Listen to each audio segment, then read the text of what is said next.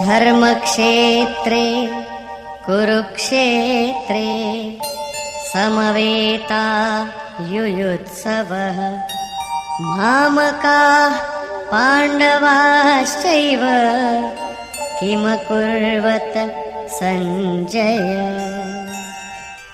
धृतराष्ट्र ने पूछा, हे संजय, धर्म क्षेत्र कुरुक्षेत्र में एकत्र युद्ध की इच्छा वाले मेरे और पांडु के पुत्रों ने क्या किया? अज्ञान रूपी धृतराष्ट्र और संयम रूपी संजय। अज्ञान मन के अंतराल में रहता है। अज्ञान से आवृत मन धृतराष्ट्र जन्मांध है, किंतु संयम रूपी संजय के माध्यम से ये देखता है, सुनता है। वो समझता है कि परमात्मा ही सत्य है। फिर भी जब तक इससे उत्पन्न मोह रूपी दुर्योधन जीवित है, इसकी दृष्टि सदैव कौरवों पर रहती है, विकारों पर ही रहती है। धर्म एक क्षेत्र है। जब हृदय देश में दैवी संपत्ति का बाहुल्य होता है तो ये शरीर धर्म क्षेत्र बन जाता है, और जब इसमें आसुरी संपत्ति का बाहुल्य होता है तो ये शरीर कुरुक्षेत्र बन जाता है। कुरु अर्थात करो। ये शब्द आदेशात्मक है। भगवान श्री कृष्ण कहते हैं, प्रकृति से उत्पन्न तीनों गुणों द्वारा परवश होकर मनुष्य कर्म करता है। वो क्षण मात्र भी कर्म किए बिना नहीं रह सकता। गुण उससे करा लेते हैं। तीनों गुण मनुष्य को देवता से कीट पर्यंत शरीरों में ही बांधते हैं। जब तक प्रकृति और प्रकृति से उत्पन्न गुण जीवित हैं, तब तक कुरु लगा रहेगा। अतः जन्म मृत्यु वाला क्षेत्र, विकारों वाला क्षेत्र कुरुक्षेत्र है, और परम धर्म परमात्मा में प्रवेश दिलाने वाली पुण्यमयी प्रवृत्तियों का क्षेत्र धर्म क्षेत्र है। पुरातत्वविद पंजाब में काशी प्रयाग के मध्य तथा अनेकानेक स्थलों पर कुरुक्षेत्र की शोध में लगे हैं, किंतु गीताकार ने स्वयं बताया है कि जिस क्षेत्र में यह युद्ध हुआ वो कहाँ है। इदं शरीरम कौन्तेय क्षेत्र मित्य भिधीयते। अर्जुन, ये शरीर ही क्षेत्र है, और जो इसको जानता है, इसका पार पा लेता है, वो क्षेत्रज्ञ है। आगे इन्होंने क्षेत्र का विस्तार बताया, जिसमें 10 इंद्रियां, मन, बुद्धि, अहंकार, 5 विकार और 3 गुणों का वर्णन है। शरीर ही क्षेत्र है, एक अखाड़ा है। इसमें लड़ने वाली प्रवृत्तियां 2 हैं, दैवी संपद और आसुरी संपद। पांडु की संतान और धृतराष्ट्र की संतान सजातीय और विजातीय प्रवृत्तियां। अनुभवी महापुरुष की शरण जाने पर इन दोनों प्रवृत्तियों में संघर्ष का सूत्रपात होता है। ये क्षेत्र क्षेत्रज्ञ का संघर्ष है, और यही वास्तविक युद्ध है। विश्व युद्धों से इतिहास भरा पड़ा है, किंतु उनमें जीतने वालों को भी शाश्वत विजय नहीं मिलती। ये तो आपसी बदले हैं। प्रकृति का सर्वथा शमन करके प्रकृति से परे की सत्ता का दिग्दर्शन करना और उसमें प्रवेश पाना ही वास्तविक विजय है। यही एक ऐसी विजय है जिसके पीछे हार नहीं है। यही मुक्ति है जिसके पीछे जन्म मृत्यु का बंधन नहीं है। इस प्रकार अज्ञान से आच्छादित प्रत्येक मन संयम के द्वारा जानता है कि क्षेत्र क्षेत्रज्ञ के युद्ध में क्या हुआ। अब जैसा जिसके संयम का उत्थान है, वैसे वैसे उसे दृष्टि आती जाएगी। संजय उवाच। दृष्ट्वा तु पाण्डवानीकं व्यूढं दुर्योधनस्तदा आचार्यमुपसंगम्य राजा वचनमब्रवीत्। उस समय राजा दुर्योधन ने व्यूह रचना युक्त पांडवों की सेना को देखकर द्रोणाचार्य के पास जाकर ये वचन कहा। द्वैत के आचरण ही द्रोणाचार्य हैं। जब जानकारी हो जाती है कि हम परमात्मा से अलग हो गए हैं, वहां उसकी प्राप्ति के लिए तड़प पैदा हो जाती है। तभी हम गुरु की तलाश में निकलते हैं। दोनों प्रवृत्तियों के बीच यही प्राथमिक गुरु है। यद्यपि बाद के सद्गुरु योगेश्वर श्री कृष्ण होंगे, जो योग की स्थिति वाले होंगे। राजा दुर्योधन आचार्य के पास जाता है। मोह रूपी दुर्योधन। मोह संपूर्ण व्याधियों का मूल है। राजा है।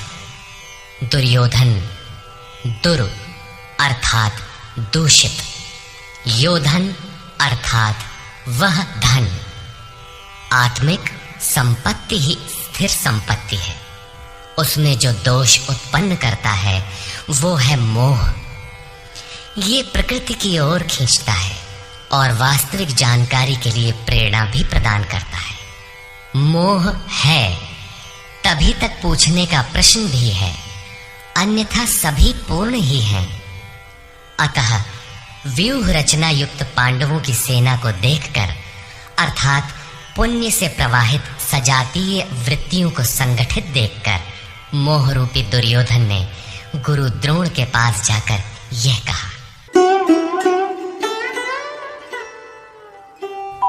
पश्यैतां पाण्डुपुत्राणाम् आचार्य महतीं च व्यूढां द्रुपदपुत्रेण तव शिष्येण धीमता। हे आचार्य, आपके बुद्धिमान शिष्य द्रुपद पुत्र धृष्टद्युम्न द्वारा व्यूहाकार खड़ी की हुई पांडु पुत्रों की इस भारी सेना को देखिए। शाश्वत अचल पद में आस्था रखने वाला दृढ़ मन ही धृष्टद्युम्न है। यही पुण्यमयी प्रवृत्तियों का नायक है। साधन कठिन न मन कर टेका।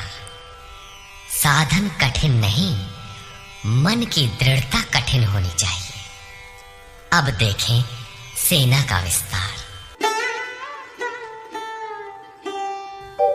अत्र शूरा महेश्वासा भीमार्जुन समायुधि युयुधानो विराटश्च द्रुपदश्च महारथः।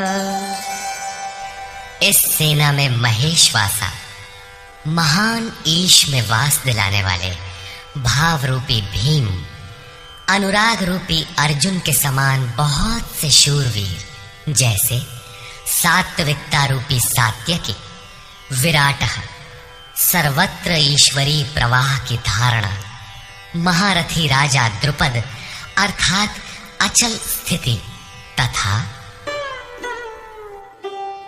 धृष्टकेतुश्चेकितानः काशीराजश्च वीर्यवान् पुरुजित् कुन्तिभोजश्च शैब्यश्च नरपुंगवः।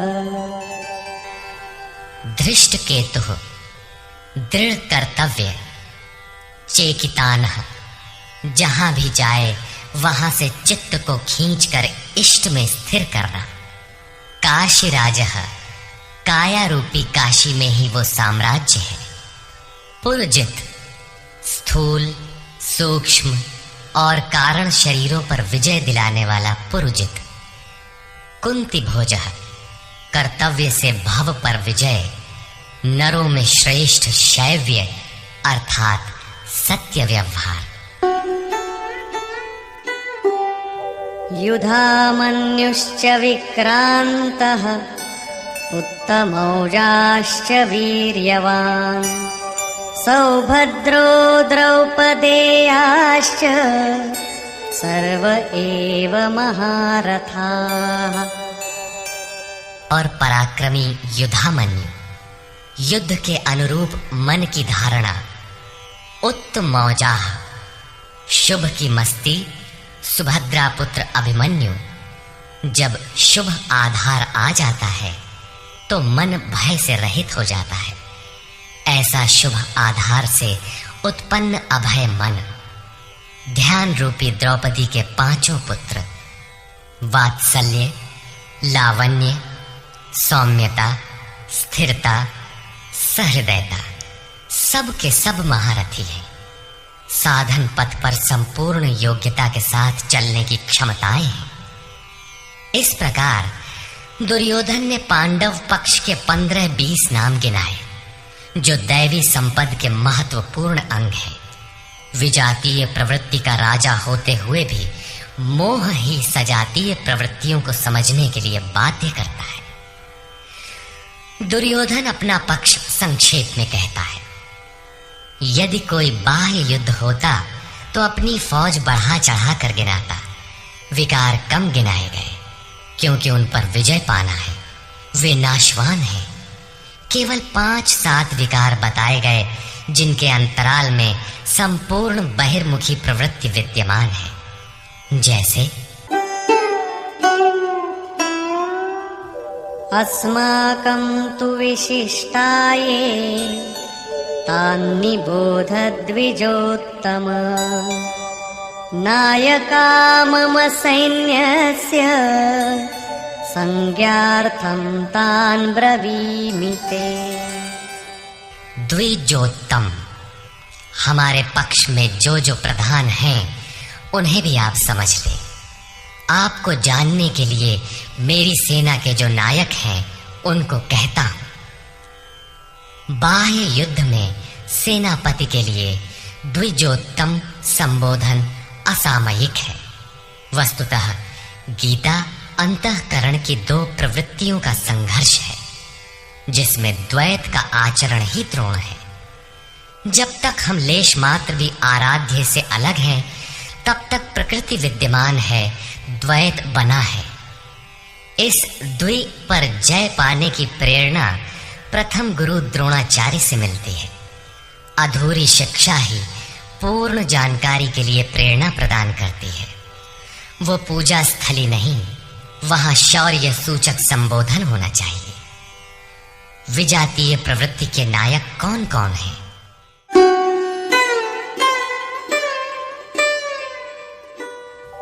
भवान् भीष्मश्च कर्णश्च कृपश्च समितिञ्जयः अश्वत्थामा विकर्णश्च सौमदत्तिस्तथैव च। एक तो स्वयं आप द्वैत के आचरण रूपी द्रोणाचार्य हैं। भ्रम रूपी पितामह भीष्म है। भ्रम इन विकारों का उद्गम है, अंत तक जीवित रहता है, इसलिए पितामह है। समूची सेना मर गई, ये जीवित था। शरशैया पर अचेत था, फिर भी जीवित था। ये है भ्रम रूपी भीष्म। भ्रम अंत तक रहता है। इसी प्रकार विजातीय कर्म रूपी कर्ण तथा संग्राम विजयी कृपाचार्य है। साधनावस्था में साधक द्वारा कृपा का आचरण ही कृपाचार्य है। भगवान कृपाधाम है और प्राप्ति के पश्चात संत का भी वही स्वरूप है। किंतु साधन काल में जब तक हम अलग हैं, परमात्मा अलग है। विजातीय प्रवृत्ति जीवित है, मोहमय घिराव है। ऐसी परिस्थिति में साधक यदि कृपा का आचरण करता है तो वो नष्ट हो जाता है। सीता ने दया की तो कुछ काल लंका में प्रायश्चित करना पड़ा। विश्वामित्र दयार्द्र हुए, पतित होना पड़ा। योग सूत्रकार महर्षि पतंजलि भी यही कहते हैं, ते समाधा वुपसर्गा व्युत्थाने सिद्धयः। व्युत्थान काल में सिद्धियां प्रकट होती हैं, वे वास्तव में सिद्धियां हैं, किंतु कैवल्य प्राप्ति के लिए उतनी ही बड़ी विघ्न है जितने काम, क्रोध, लोभ, मोह इत्यादि। गोस्वामी तुलसीदास का भी यही निर्णय है। माया अनेक विघ्न करती है, रिद्धियां प्रदान करती है। यहाँ तक कि सिद्ध बना देती है। ऐसी अवस्था वाला साधक बगल से निकल भर जाए, मरणासन रोगी भी जी उठेगा। वो भले ठीक हो जाए, किंतु साधक उसे अपनी देन मान बैठे तो नष्ट हो जाएगा। एक रोगी के स्थान पर हजारों रोगी घेर लेंगे। भजन चिंतन का क्रम अवरुद्ध हो जाएगा और उधर बहकते बहकते प्रकृति का बाहुल्य हो जाएगा। यदि लक्ष्य दूर है और साधक कृपा करता है, तो कृपा का अकेला आचरण ही समितिंजय समूची सेना को जीत लेगा। इसलिए साधक को पूर्ति पर्यंत इससे सतर्क रहना चाहिए।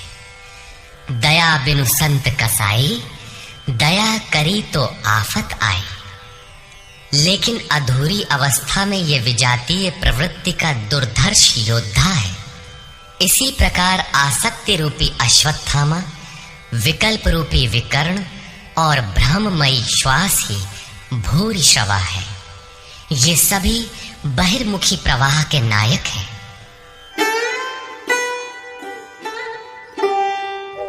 अन्ये च बहवः शूराः मदर्थे त्यक्तजीविताः नानाशस्त्र प्रहरणाः सर्वे युद्धविशारदाः। और भी बहुत से शूरवीर अनेक शस्त्रों से युक्त मेरे लिए जीवन की आशा को त्याग कर युद्ध में डटे हैं। सभी मेरे लिए प्राण त्यागने वाले हैं, किंतु उनकी कोई ठोस गणना नहीं है। अब कौन सी सेना किन भावों द्वारा सुरक्षित है, इस पर कहते हैं अपर्याप्तं तदस्माकं बलं भीष्माभिरक्षितं पर्याप्तं त्विदमेतेषां बलं भीमाभिरक्षितम्। भीष्म द्वारा रक्षित हमारी सेना सब प्रकार से अजेय है और भीम द्वारा रक्षित इन लोगों की सेना जीतने में सुगम है।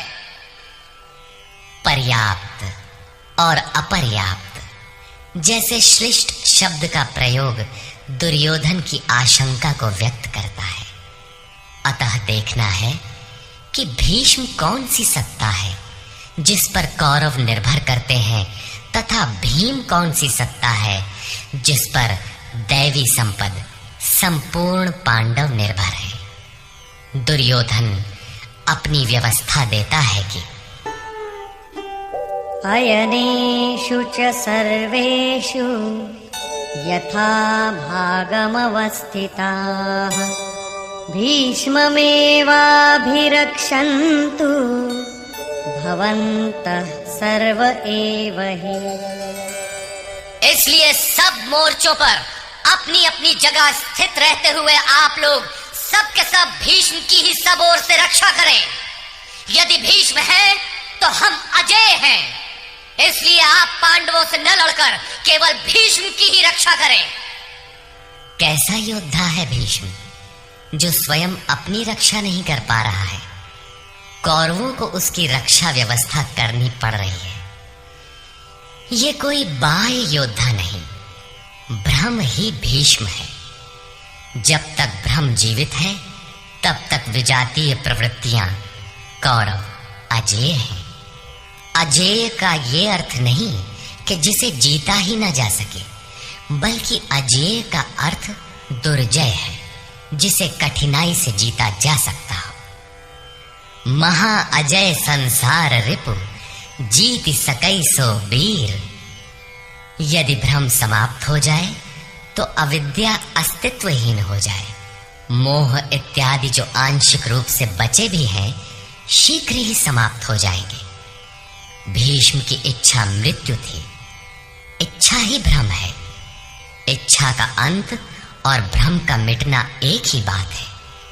इसी को संत कबीर ने सरलता से कहा, इच्छा काया इच्छा माया इच्छा जग उपजाया। कह कबीर जे इच्छा विवर्जित ताका पार न पाया। जहां भ्रम नहीं होता वो अपार और अव्यक्त है। इस शरीर के जन्म का कारण इच्छा है। इच्छा ही माया है और इच्छा ही जगत की उत्पत्ति का कारण है। सो कामयत तदैक्षत बहुश्याम प्रजायेय इति। कबीर कहते हैं, जो इच्छाओं से सर्वथा रहित हैं, तिनका पार न पाया। वे अपार, अनंत, असीम तत्व में प्रवेश पा जाते हैं।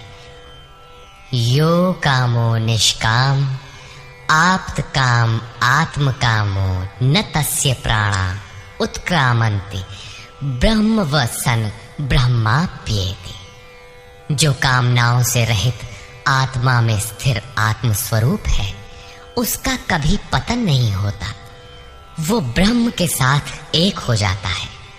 आरंभ में इच्छाएं अनंत होती हैं और अंततो गत्वा परमात्म प्राप्ति की इच्छा शेष रहती है। जब ये इच्छा भी पूरी हो जाती है, तब इच्छा भी मिट जाती है। यदि उससे भी बड़ी कोई वस्तु होती तो आप उसकी इच्छा अवश्य करते। जब उससे आगे कोई वस्तु है ही नहीं, तो इच्छा किसकी होगी? जब प्राप्त होने योग्य कोई वस्तु अप्राप्त न रह जाए, तो इच्छा भी समूल नष्ट हो जाती है और इच्छा के मिटते ही ब्रह्म का सर्वथा अंत हो जाता है। यही भीष्म की इच्छा मृत्यु है। भीम द्वारा रक्षित इन लोगों की सेना जीतने में सुगम है। भाव रूपी भीम भावे विद्यते देवः।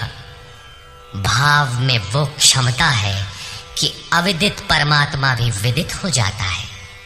भाववस्य भगवान सुख निधान करुणा अयन। श्री कृष्ण ने इसे श्रद्धा कहकर संबोधित किया है। भाव में वो क्षमता है कि भगवान को भी वश में कर लेता है। भाव से ही संपूर्ण पुण्यमयी प्रवृत्ति का विकास है।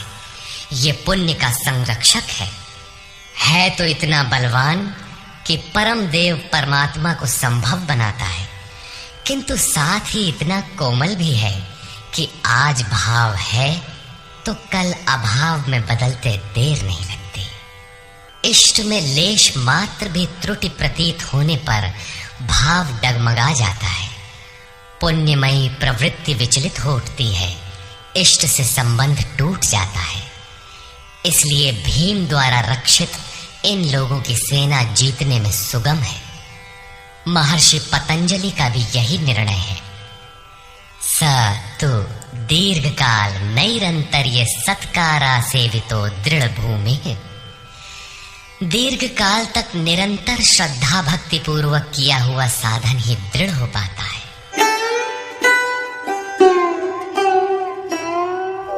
तस्य संजनयन् हर्षं कुरु वृद्धः पितामहः।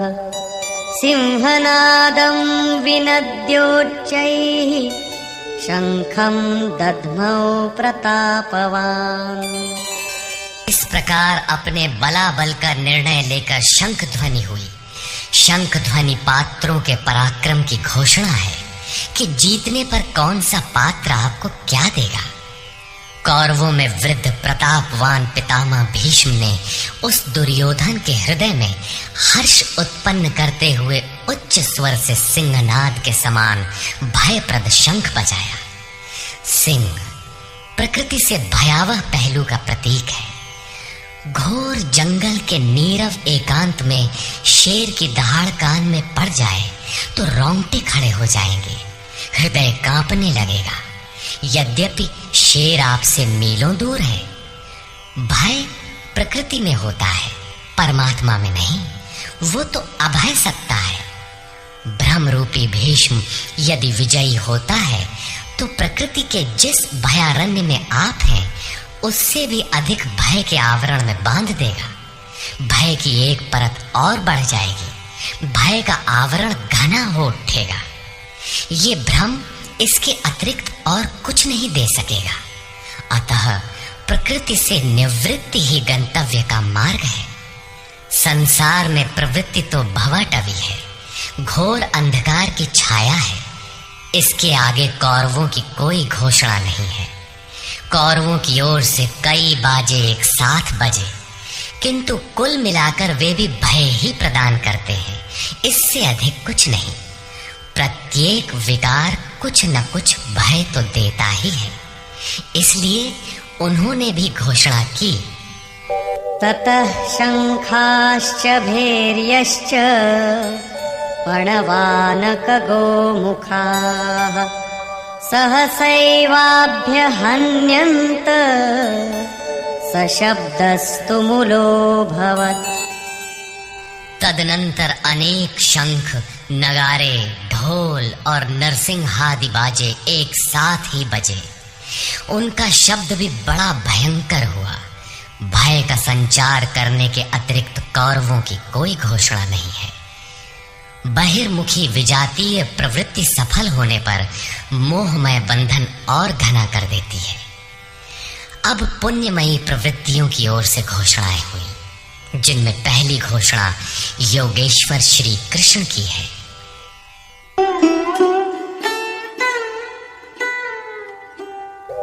ततः श्वेतैर्हयैर्युक्ते महति स्यन्दने स्थितौ माधवः पाण्डवश्चैव दिव्यौ शंखौ प्रदध्मतु। इसके उपरांत श्वेत घोड़ों से युक्त, जिनमें लेश मात्र कालिमा दोष नहीं है, श्वेत सात्विक निर्मलता का प्रतीक है। महति स्यन्दने, महान रथ पर बैठे हुए योगेश्वर श्री कृष्ण और अर्जुन ने भी अलौकिक शंख बजाए। अलौकिक का अर्थ है लोकों से परे। मृत्युलोक, देवलोक, ब्रह्मलोक, जहां तक जन्म मरण का भय है, उन समस्त लोकों से परे पारलौकिक, पारमार्थिक स्थिति प्रदान करने की घोषणा योगेश्वर श्री कृष्ण की है। सोने चांदी काठ का रथ नहीं, रथ अलौकिक, शंख अलौकिक, अतः घोषणा भी अलौकिक ही है। लोकों से परे एकमात्र ब्रह्म है, सीधा उससे संपर्क स्थापित कराने की घोषणा है। वे कैसे ये स्थिति प्रदान करेंगे?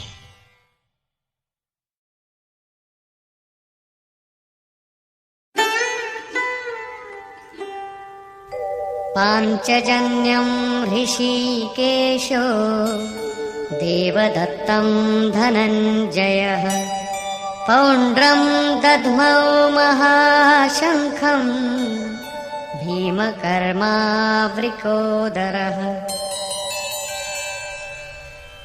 ऋषिकेशः, जो हृदय के सर्वस्व ज्ञाता है, उन कृष्ण ने 5 जन्य शंख बजाया। पांचों ज्ञानेंद्रियों को पंच तन्मात्राओं शब्द, स्पर्श, रूप, रस, गंध के रसों से समेटकर अपने जन भक्त की श्रेणी में ढालने की घोषणा की। विकराल रूप से बहकती हुई इंद्रियों को समेटकर उन्हें अपने सेवक की श्रेणी में खड़ा कर देना हृदय से प्रेरक सद्गुरु की देन है। श्री कृष्ण एक योगेश्वर सद्गुरु थे। शिष्यस्ते हम, भगवन मैं आपका शिष्य हूँ। बाह्य विषय वस्तुओं को छोड़कर ध्यान में इष्ट के अतिरिक्त दूसरा न देखें, दूसरा न सुने, न दूसरे का स्पर्श करें। ये सद्गुरु के अनुभव संचार पर निर्भर करता है। देवदत्तम धनंजयः, दैवी संपत्ति को अधीन करने वाला अनुराग ही अर्जुन है। इष्ट के अनुरूप लगाव, जिसमें विरह, वैराग्य, अश्रुपात हो। गदगद गिरा नयन बह नीरा, रोमांच हो। इष्ट के अतिरिक्त अन्य विषय वस्तु का लेश मात्र टकराव न होने पाए, उसी को अनुराग कहते हैं। यदि ये सफल होता है तो परम देव परमात्मा में प्रवेश दिलाने वाली दैवी संपद पर आधिपत्य प्राप्त कर लेता है। इसी का दूसरा नाम धनंजय भी है। एक धन तो बाहरी संपत्ति है जिससे शरीर निर्वाह की व्यवस्था होती है। आत्मा से इसका कोई संबंध नहीं है। इससे परे स्थिर आत्मिक संपत्ति ही निज संपत्ति है। बृहदारण्यकोपनिषद में याज्ञवल्क्य ने मैत्रेयी को यही समझाया कि धन से संपन्न पृथ्वी के स्वामित्व से भी अमृतत्व की प्राप्ति नहीं हो सकती। उसका उपाय आत्मिक संपत्ति है। भयानक कर्म वाले भीमसेन ने पौंड्र अर्थात प्रीति नामक महाशंख बजाया। भाव का उद्गम और निवास स्थान हृदय है, इसलिए इसका नाम वृकोदर है। आपका भाव लगाव बच्चे में होता है, किंतु वस्तुतः वो लगाव आपके हृदय में है, जो बच्चे में जाकर मूर्त होता है। ये भाव अथाह और महान बलशाली है। उसने प्रीति नामक महाशंख बजाया। भाव में ही वो प्रीति निहित है, इसीलिए भीम ने पौंड्र प्रीति नामक महाशंख बजाया। भाव महान बलवान है, किंतु प्रीति संचार के माध्यम से। हरि व्यापक सर्वत्र समाना, प्रेम ते प्रकट हो ही मैं जाना। अनंत विजयं राजा कुंती पुत्रो युधिष्ठिरः नकुलः सहदेवश्च सुघोषमणिपुष्पकौ। कुंती पुत्र राजा युधिष्ठिर ने अनंत विजय नामक शंख बजाया। कर्तव्य रूपी कुंती और धर्म रूपी युधिष्ठिर। धर्म पर स्थिरता रहेगी तो अनंत विजयम अनंत परमात्मा में स्थिति दिलाएगा। युद्धे स्थिरः सह युधिष्ठिरः। प्रकृति पुरुष क्षेत्र क्षेत्रज्ञ के संघर्ष में स्थिर रहता है, महान दुख से भी विचलित नहीं होता। तो एक दिन जो अनंत है, जिसका अंत नहीं है, वो है परम तत्व परमात्मा, उस पर विजय दिला देता है। नियम रूपी नकुल ने सुघोष नामक शंख बजाया। ज्यों-ज्यों नियम उन्नत होगा, अशुभ का शमन होता जाएगा, शुभ घोषित होता जाएगा। सत्संग रूपी सहदेव ने मणि पुष्पक शंख बजाया। मनीषियों ने प्रत्येक श्वास को बहुमूल्य मणि की संज्ञा दी है। हीरा जैसी श्वासा बातों में बीती जाए। एक सत्संग तो वो है जो आप सत्पुरुषों की वाणी से सुनते हैं, किंतु यथार्थ सत्संग आंतरिक है। श्री कृष्ण के अनुसार आत्मा ही सत्य है, सनातन है। चित्त सब ओर से सिमटकर आत्मा की संगत करने लगे, यही वास्तविक सत्संग है। ये सत्संग चिंतन, ध्यान और समाधि के अभ्यास से संपन्न होता है। ज्यों-ज्यों सत्य के सानिध्य में सुरत टिकती जाएगी, त्यों-त्यों एक-एक श्वास पर नियंत्रण मिलता जाएगा। मन सहित इंद्रियों का निरोध होता जाएगा। जिस दिन सर्वथा निरोध होगा, वस्तु प्राप्त हो जाएगी। वाद्य यंत्रों की तरह चित्त का आत्मा के स्वर में स्वर मिलाकर संगत करना ही सत्संग है। बाह्य मणि कठोर है, किंतु श्वास मणि पुष्प से भी कोमल है। पुष्प तो विकसित होने या टूटने पर कुम्हलाता है, किंतु आप अगले श्वास तक जीवित रहने की गारंटी नहीं दे सकते। किंतु सत्संग सफल होने पर प्रत्येक श्वास पर नियंत्रण दिलाकर परम लक्ष्य की प्राप्ति करा देता है। इसके आगे पांडवों की कोई घोषणा नहीं है, किंतु प्रत्येक साधन कुछ न कुछ निर्मलता के पथ में दूरी तय करता है। आगे कहते हैं,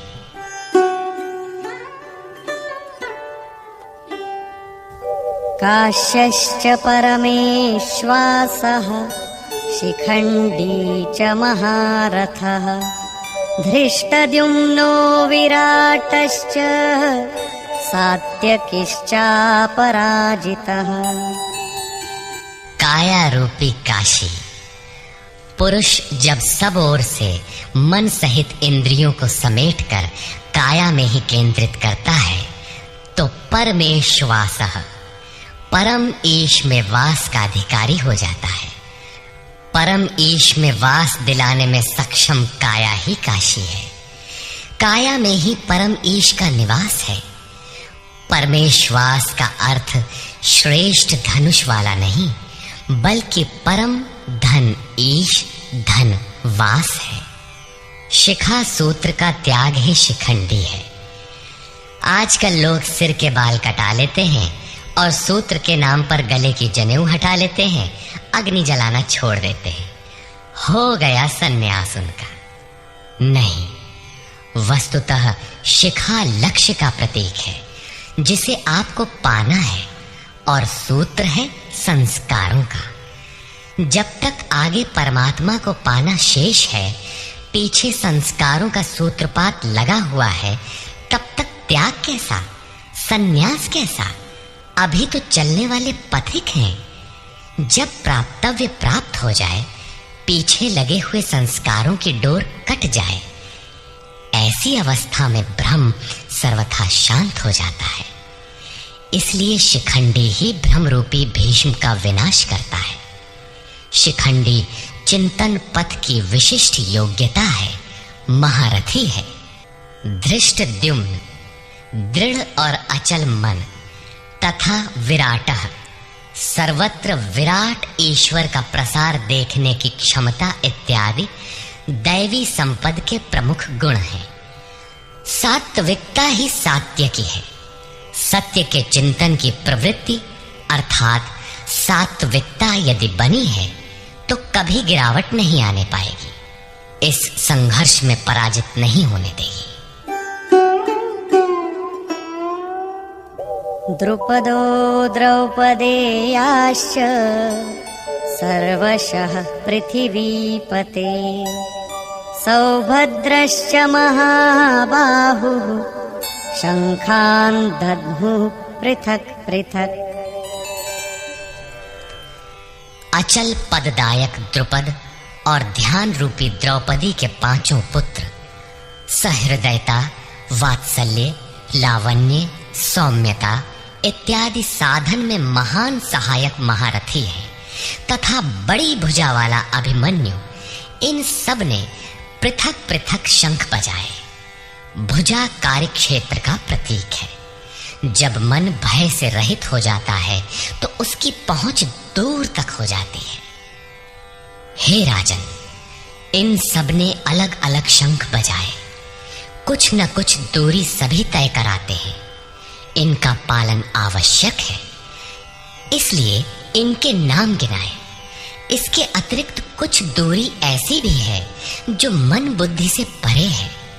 भगवान स्वयं ही अंतःकरण में विराज कर तय कराते हैं। इधर दृष्टि बनकर आत्मा से खड़े हो जाते हैं और सामने स्वयं खड़ा होकर अपना परिचय करा लेते हैं। सघोषोधार्तराष्ट्राणां हृदयानि व्यदारयत्, नभश्च पृथिवीं चैव तुमुलो व्यनुनादयन्। उस घोर शब्द ने आकाश और पृथ्वी को भी शब्दायमान करते हुए धृतराष्ट्र पुत्रों के हृदय विदीर्ण कर दिए। सेना तो पांडवों की ओर भी थी, किंतु हृदय विदीर्ण हुए धृतराष्ट्र पुत्रों के। वस्तुतः पांचजन्य दैवी शक्ति पर आधिपत्य, अनंत पर विजय, अशुभ का शमन और शुभ की घोषणा धारावाही होने लगे तो कुरुक्षेत्र आसुरी संपद, बहिर्मुखी प्रवृत्तियों का हृदय विदीर्ण हो जाएगा। उनका बल शनैः शनैः क्षीण होने लगता है।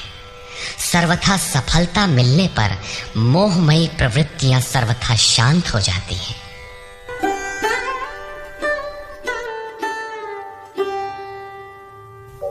अथ व्यवस्थितान् दृष्ट्वा धार्तराष्ट्रान् कपिध्वजः प्रवृत्ते शस्त्रसम्पाते धनुरुद्यम्य पाण्डवः ऋषिकेशं तदा वाक्यम् इदमाह महीपते सेनयोरुभयोर्मध्ये रथं स्थापयमेच्युत।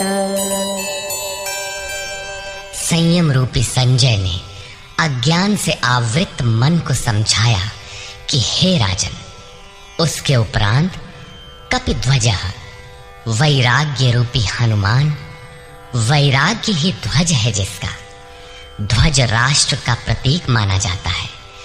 कुछ लोग कहते हैं ध्वजा चंचल थी इसलिए कपिध्वज कहा गया, किंतु नहीं, यहाँ कपि साधारण बंदर नहीं, स्वयं हनुमान थे जिन्होंने मान अपमान का हनन किया था।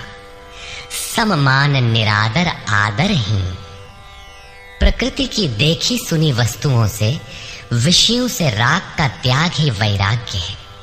अतः वैराग्य ही जिसकी ध्वजा है, उस अर्जुन ने व्यवस्थित रूप से धृतराष्ट्र पुत्रों को खड़े देखकर शस्त्र चलने की तैयारी के समय धनुष उठाकर ऋषिकेशम, जो हृदय के सर्वस्व ज्ञाता है, उन योगेश्वर श्री कृष्ण से ये वचन कहा, हे अच्युत, जो कभी च्युत नहीं होता, मेरे रथ को दोनों सेनाओं के बीच खड़ा करिए।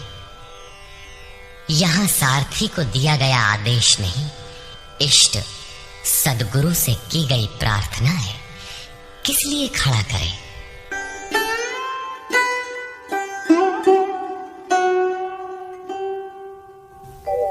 यावदेतान्निरीक्षेऽहं योद्धुकामानवस्थितान् कैर्मया सह योद्धव्यम् अस्मिन् रणसमुद्यमे।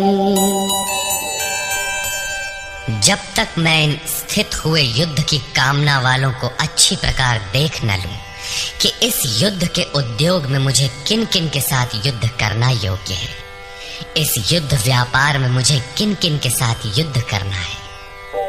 योत्स्यमानानवेक्षेऽहम् य एतेऽत्र समागताः धार्तराष्ट्रस्य दुर्बुद्धेर्युद्धे प्रियचिकीर्षवः। दुर्बुद्धि दुर्योधन का युद्ध में कल्याण चाहने वाले जो ये राजा लोग इस सेना में आए हैं, उन युद्ध करने वालों को मैं देखूंगा, इसलिए खड़ा करें। मोह रूपी दुर्योधन, मोहमयी प्रवृत्तियों का कल्याण चाहने वाले जो राजा इस युद्ध में आए हैं, उनको मैं देख लूं। संजय उवाच।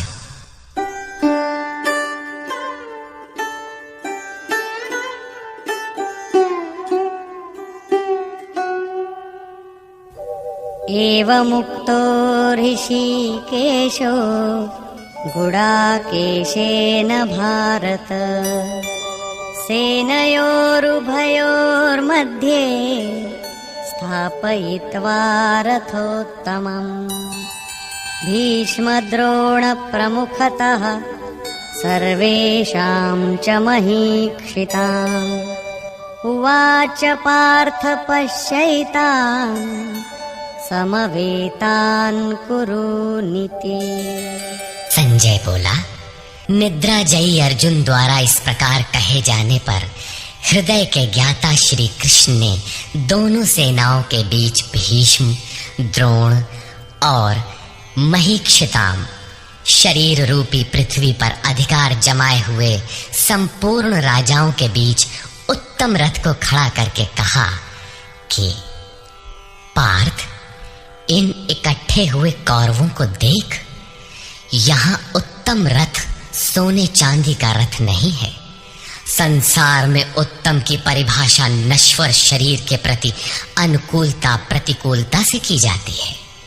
ये परिभाषा अपूर्ण है।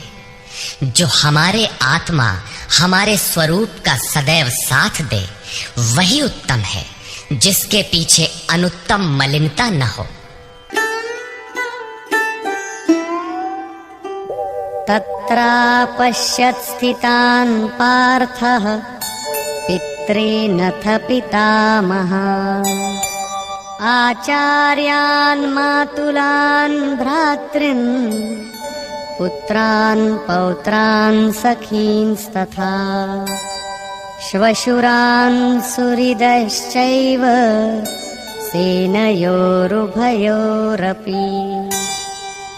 इसके उपरांत अचूक लक्ष्य वाले पार्थिव शरीर को रथ बनाने वाले पार्थ ने उन दोनों सेनाओं में स्थित पिता के भाइयों को, पितामहों को, आचार्यों को, मामाओं को, भाइयों को, पुत्रों को, पौत्रों को, मित्रों को, श्वशुरों को और सुहृदों को देखा। दोनों सेनाओं में अर्जुन को केवल अपना परिवार, मामा का परिवार, ससुराल का परिवार, सुहृद और गुरुजन दिखाई पड़े।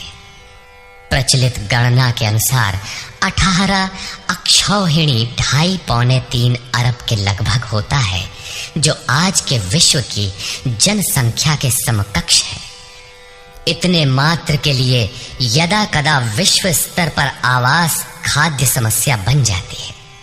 इतना बड़ा जन समूह अर्जुन के 3-4 रिश्तेदारों का परिवार मात्र था। क्या इतना बड़ा भी किसी का परिवार होता है? कदापि नहीं। ये हृदय देश का चित्रण है। तान् समीक्ष्य स कौन्तेयः सर्वान् बन्धूनवस्थितान् कृपया परयाविष्टो विषीदन्निदमब्रवीत्। इस प्रकार खड़े हुए उन संपूर्ण बंधुओं को देखकर अत्यंत करुणा से आवृत वो कुंती पुत्र अर्जुन शोक करता हुआ बोला। अर्जुन उवाच।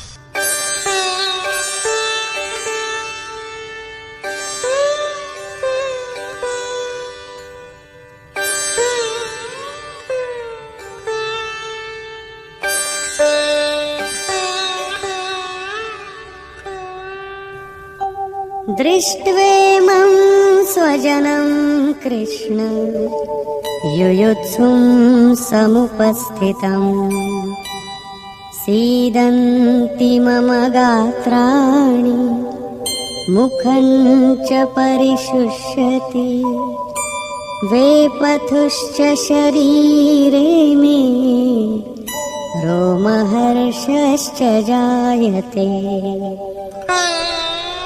हे कृष्ण, इस युद्ध की इच्छा वाले खड़े हुए स्वजन समुदाय को देखकर मेरे अंग शिथिल हुए जाते हैं, मुख सूखा जाता है और मेरे शरीर में कंप तथा रोमांच हो रहा है।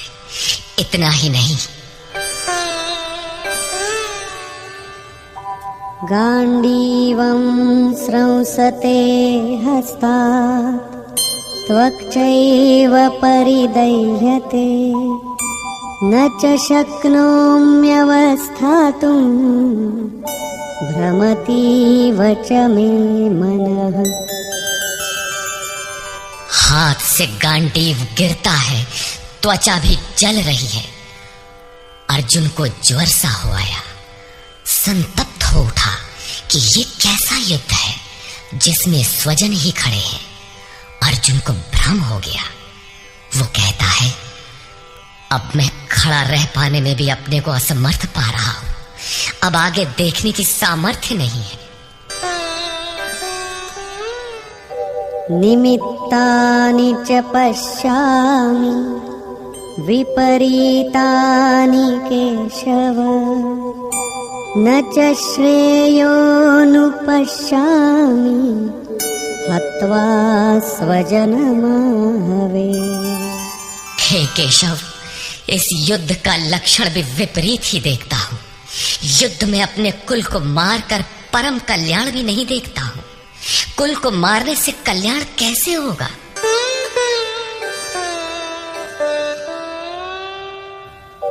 न कांक्षे विजयं कृष्ण न च राज्यं सुखानि च किन्नो राज्येन गोविन्द किं भोगैर्जीवितेन वा। संपूर्ण परिवार युद्ध के मुहाने पर है। इन्हें युद्ध में मारकर विजय से मिलने वाला राज्य और राज्य से मिलने वाला सुख अर्जुन को नहीं चाहिए। वो कहता है, हे श्री कृष्ण, मैं विजय नहीं चाहता, राज्य तथा सुख भी नहीं चाहता। हे गोविंद, हमें राज्य या भोग अथवा जीवन से भी क्या प्रयोजन है? क्यों?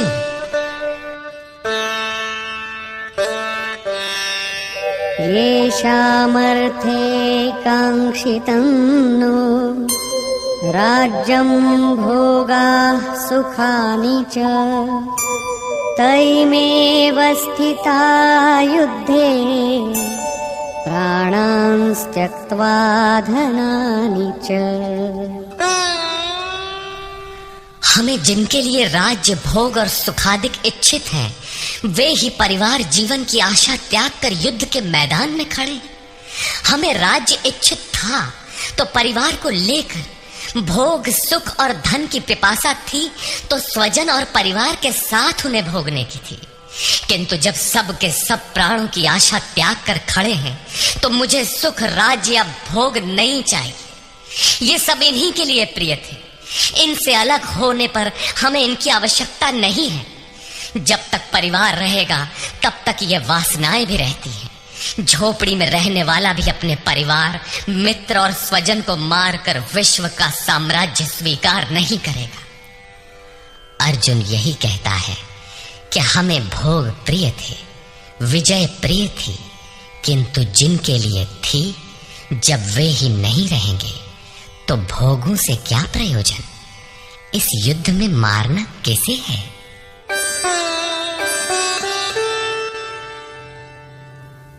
आचार्याः पितरः पुत्राः तथैव च पितामहाः मातुलाः श्वशुराः पौत्राः शालाः संबंधिनस्तथा। इस युद्ध में ताऊ, चाचे, लड़के और इसी प्रकार दादा, मामा, श्वशुर, पोते, साले तथा समस्त संबंधी ही हैं।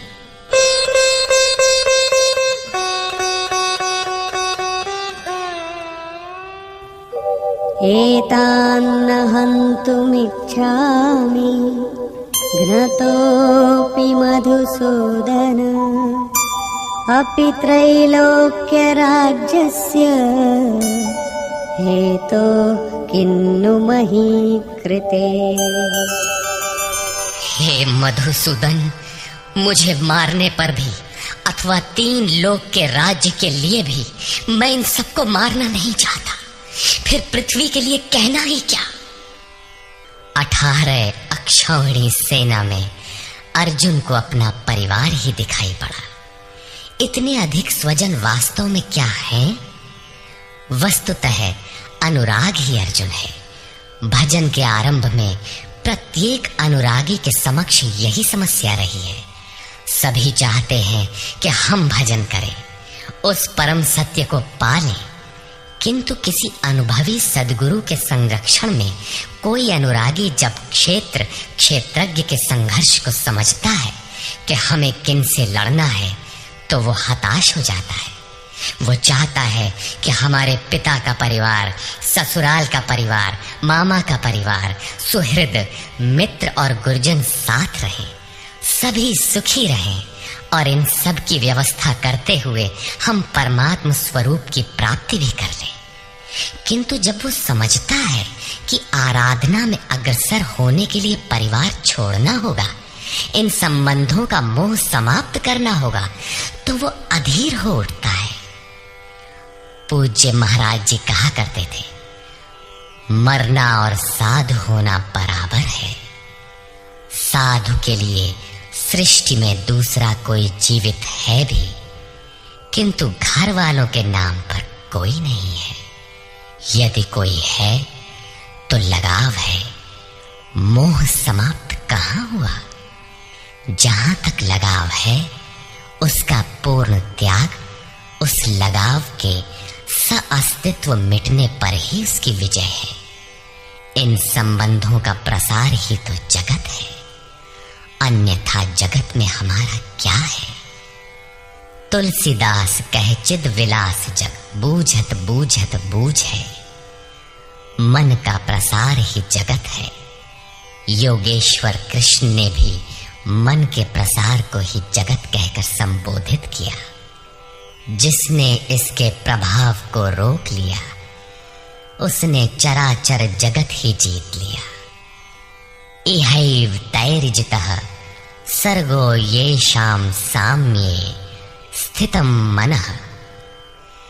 केवल अर्जुन अधीर था ऐसी बात नहीं है। अनुराग सबके हृदय में है। प्रत्येक अनुरागी अधीर होता है, उसे संबंधी याद आने लगते हैं। पहले वो सोचता था कि भजन से कुछ लाभ होगा तो ये सब सुखी होंगे, इनके साथ रहकर उसे भोगेंगे। जब ये साथ ही नहीं रहे तो सुख लेकर क्या करेंगे। अर्जुन की दृष्टि राज्य सुख तक ही सीमित थी। वो त्रिलोकी के साम्राज्य को ही सुख की पराकाष्ठा समझता था। इसके आगे भी कोई सत्य है, इसकी जानकारी अर्जुन को अभी नहीं है। निहत्य धार्तराष्ट्रान्नः का प्रीति स्याज्जनार्दन।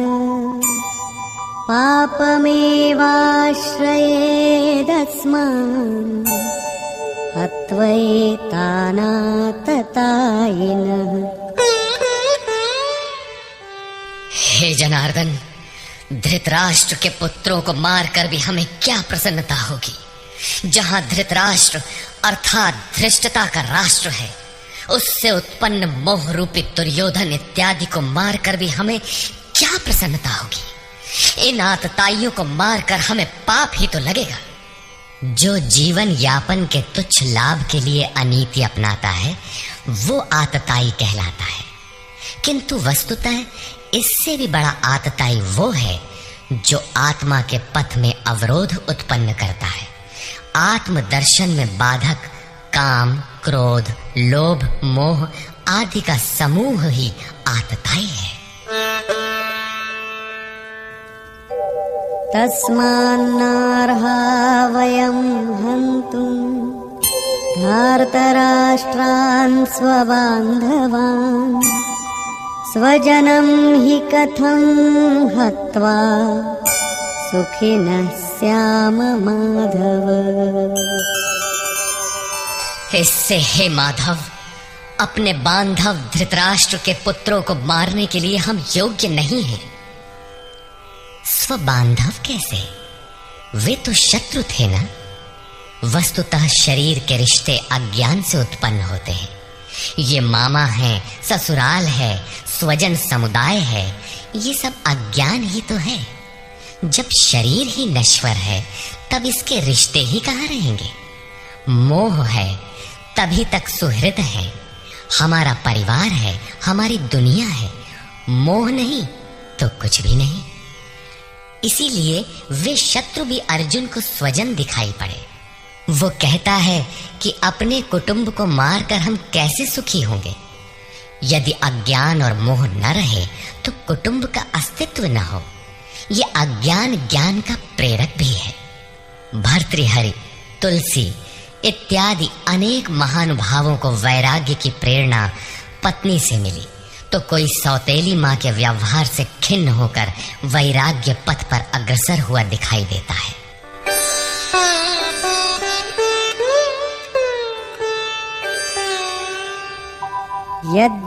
यद्यप्येतेन पश्यन्ति लोभोपहत चेतसः कुलक्षयकृतं दोषं मित्रद्रोहे च पातकम्।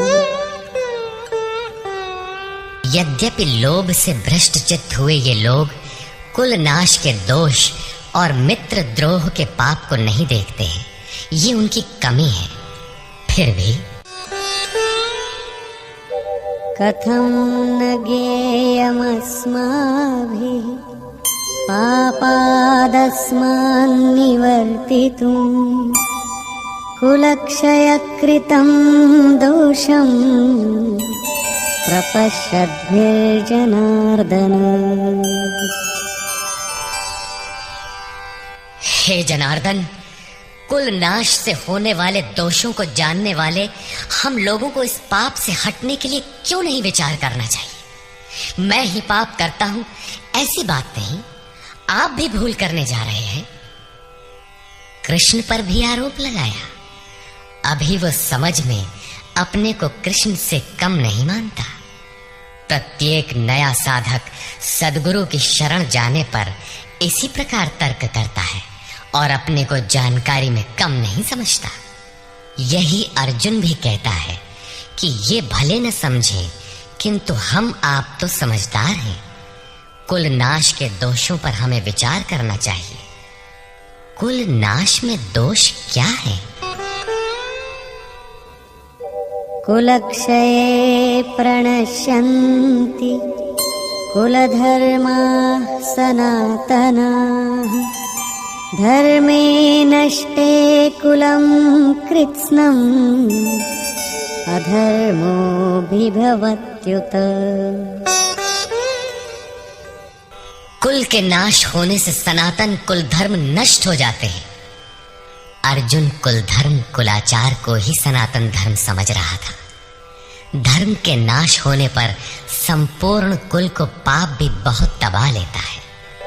अधर्माभिभवात् कृष्ण प्रदुष्यन्ति कुलस्त्रियः स्त्रीषु दुष्टासु वार्ष्णेय जायते वर्णसंकरः। हे कृष्ण, पाप के अधिक बढ़ जाने से कुल की स्त्रियां दूषित हो जाती हैं।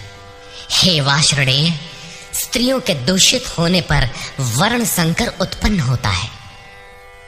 अर्जुन की मान्यता थी कि कुल की स्त्रियों के दूषित होने से वर्ण संकर होता है, किंतु श्री कृष्ण ने इसका खंडन करते हुए आगे बताया कि मैं अथवा स्वरूप में स्थित महापुरुष यदि आराधना क्रम में भ्रम उत्पन्न कर दे तब वर्ण संकर होता है।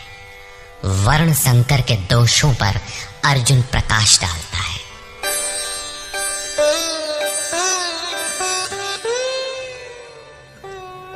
संकरो नरकायैव कुलघ्नानां कुलस्य च पतन्ति पितरो येषां लुप्तपिण्डोदकक्रियाः। वर्ण संकर कुल घातियों और कुल को नरक में ले जाने के लिए ही होता है। लुप्त हुई पिंड क्रिया वाले इनके पितर लोग भी गिर जाते हैं। वर्तमान नष्ट हो जाता है, अतीत के पितर गिर जाते हैं और भविष्य वाले भी गिरेंगे।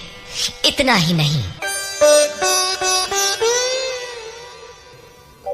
दोषैरेतैः कुलघ्नानां वर्णसंकरकारकैः उत्साद्यन्ते जातिधर्माः कुलधर्माश्च शाश्वताः। इन वर्ण संकर कारक दोषों से कुल और कुलघातियों के सनातन कुल धर्म और जाति धर्म नष्ट हो जाते हैं। अर्जुन मानता था कि कुल धर्म सनातन है, कुल धर्म ही शाश्वत है, किंतु श्री कृष्ण ने इसका खंडन किया और आगे बताया कि आत्मा ही सनातन शाश्वत धर्म है। वास्तविक सनातन धर्म को जानने से पहले मनुष्य धर्म के नाम पर किसी न किसी रूढ़ि को जानता है। ठीक इसी प्रकार अर्जुन भी जानता है जो कृष्ण के शब्दों में एक रूढ़ि है। उत्सन्न कुलधर्माणां मनुष्याणां जनार्दन नरके नियतं वासो भवतीत्यनुशुश्रुम। हे जनार्दन, नष्ट हुए कुल धर्म वाले मनुष्यों का अनंत काल तक नरक में वास होता है, ऐसा हमने सुना है। कुल धर्म ही नहीं नष्ट होता, बल्कि शाश्वत सनातन धर्म भी नष्ट हो जाता है।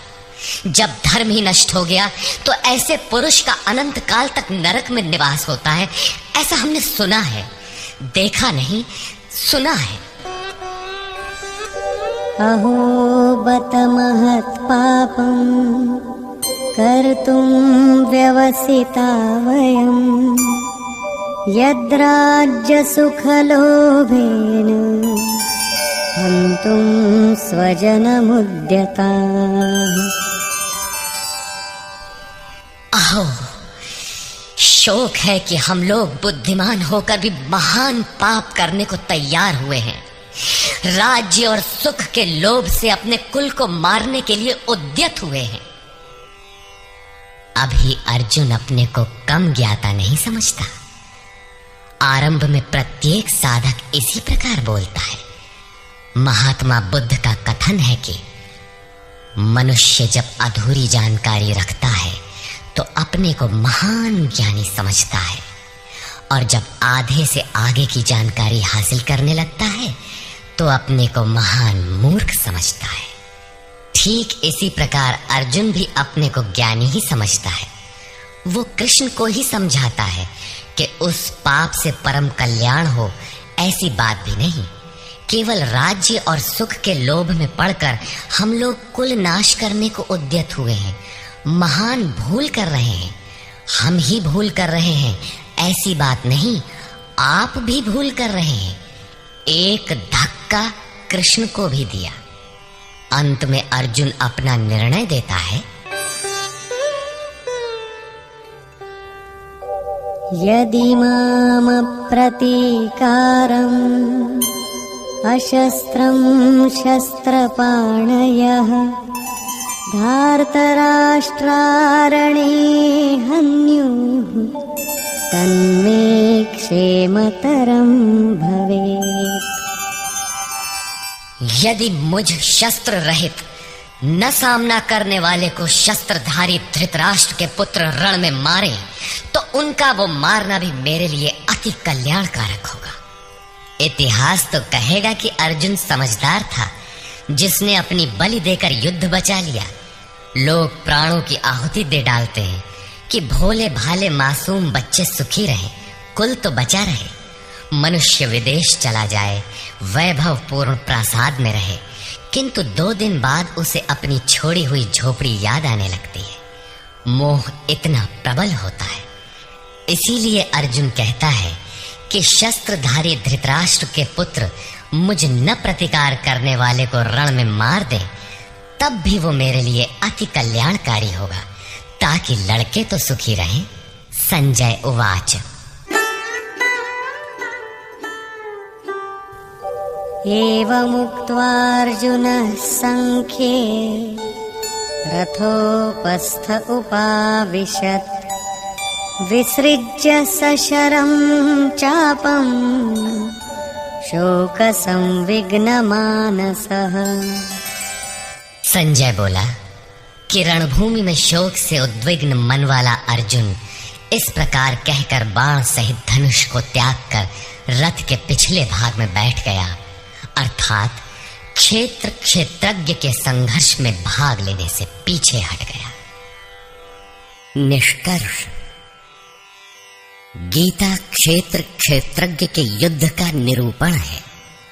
यह ईश्वरीय विभूतियों से संपन्न भगवत स्वरूप को दिखाने वाला गायन है। यह गायन जिस क्षेत्र में होता है वह युद्ध क्षेत्र शरीर है, जिसमें 2 प्रवृत्तियां हैं, धर्म क्षेत्र और कुरुक्षेत्र। उन सेनाओं का स्वरूप और उनके बल का आधार बताया। शंख ध्वनि से उनके पराक्रम की जानकारी मिली। तदनंतर जिस सेना से लड़ना है उसका निरीक्षण हुआ, जिसकी गणना 18 अक्षौहिणी अर्थात लगभग 6.5 अरब कही जाती है, किंतु वस्तुतः वे अनंत हैं। प्रकृति के दृष्टिकोण 2 है, एक इष्टोन्मुखी प्रवृत्ति दैवी संपद, दूसरी बहिर्मुखी प्रवृत्ति आसुरी संपद। दोनों प्रकृति ही है। एक इष्ट की ओर उन्मुख करती है, परम धर्म परमात्मा की ओर ले जाती है, और दूसरी प्रकृति में विश्वास दिलाती है। पहले दैवी संपद को साध कर आसुरी संपद का अंत किया जाता है, फिर शाश्वत सनातन परब्रह्म के दिग्दर्शन और उसमें स्थिति के साथ दैवी संपद की आवश्यकता शेष हो जाती है। युद्ध का परिणाम निकल आता है। अर्जुन को सैन्य निरीक्षण में अपना परिवार ही दिखाई पड़ता है, जिसे मारना है। जहां तक संबंध है उतना ही जगत है। अनुराग के प्रथम चरण में पारिवारिक मोह बाधक बनता है। साधक जब देखता है कि मधुर संबंधों में इतना विच्छेद हो जाएगा जैसे वे थे ही नहीं, तो उसे घबराहट होने लगती है। स्वजना शक्ति को मारने में उसे अकल्याण दिखाई देने लगता है। वह प्रचलित रूढ़ियों में अपना बचाव ढूंढने लगता है, जैसा अर्जुन ने किया। उसने कहा, कुल धर्म ही सनातन धर्म है। इस युद्ध से सनातन धर्म नष्ट हो जाएगा। कुल की स्त्रियां दूषित होंगी, वर्ण संकर पैदा होगा, जो कुल और कुल घातियों को अनंत काल तक नरक में ले जाने के लिए ही होता है। अर्जुन अपनी समझ से सनातन धर्म की रक्षा के लिए विकल है। उसने श्री कृष्ण से अनुरोध किया कि हम लोग समझदार होकर भी ये महान पाप क्यों करें। अर्थात श्री कृष्ण भी पाप करने जा रहे हैं। अंततोगत्वा पाप से बचने के लिए मैं युद्ध नहीं करूंगा, ऐसा कहता हुआ हताश अर्जुन रथ के पिछले भाग में बैठ गया। क्षेत्रज्ञ के संघर्ष से पीछे हट गया। टीकाकारों ने इस अध्याय को अर्जुन विषाद योग कहा है। अर्जुन अनुराग का प्रतीक है। सनातन धर्म के लिए विकल होने वाले अनुरागी का विषाद योग का कारण बनता है। यही विषाद मनु को हुआ था। हृदय बहुत दुख लाग, जन्म गयौ हरि भगति बिनु। संशय में पड़कर ही मनुष्य विषाद करता है। उसे संदेह था कि वर्ण संकर पैदा होगा जो नरक में ले जाएगा। सनातन धर्म के नष्ट होने का भी उसे विषाद था। अतः संशय विषाद योग का सामान्य नामकरण इस अध्याय के लिए उपयुक्त है। अतः ओम तत्सदिति श्रीमद् भगवद गीता सूपनिषत्सु ब्रह्म विद्यायाम योग शास्त्रे श्री कृष्णार्जुन संवादे संशय विषाद योगो नाम प्रथमोऽध्यायः।